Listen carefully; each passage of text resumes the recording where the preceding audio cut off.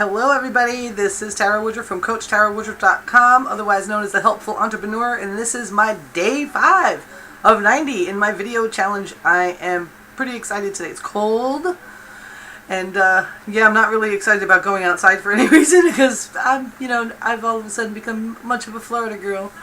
You're going to hear Stella screaming in the background, but that's alright because she's super cute. Today I want to talk about, I seem to always go back to the subject about ethics and business, and I'm not talking about what's right and wrong. What I'm talking about is where your priorities lie and where your ethics are, to stay true to them no matter how much you get tested. You might have things happen that you're just like, you might not. You might have somebody come to you and say, "Oh, I don't really like that you did that."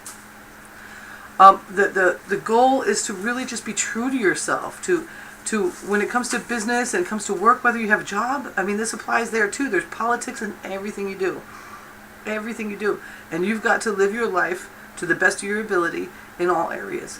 And that means sticking to your priorities, to your moral standards, to your ethics. Doesn't mean that you're sticking to everyone's. You know what I'm saying? Sure, there may be some hard line, black and white, good and bad, but there's a lot more shades of gray than there aren't. So what's important is that you know where you stand and you stand by it.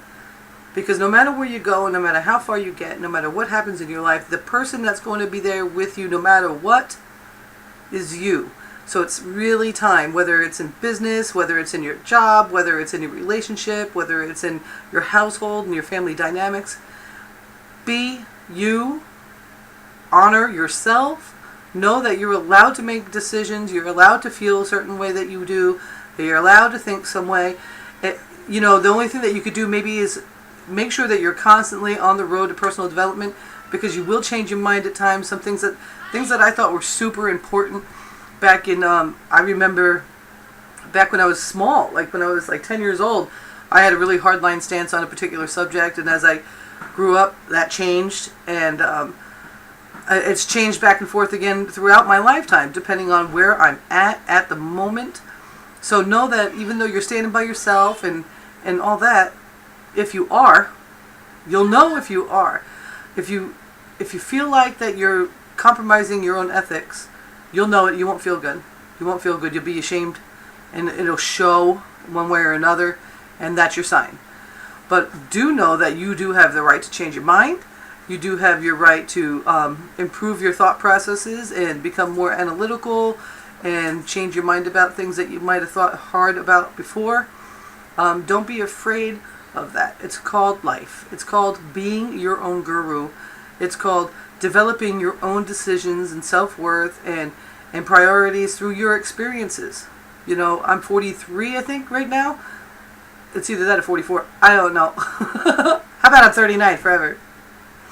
I'm sure that I will have a different feeling about things in another 7 years, another 15 years, another 20 years, another 30 years.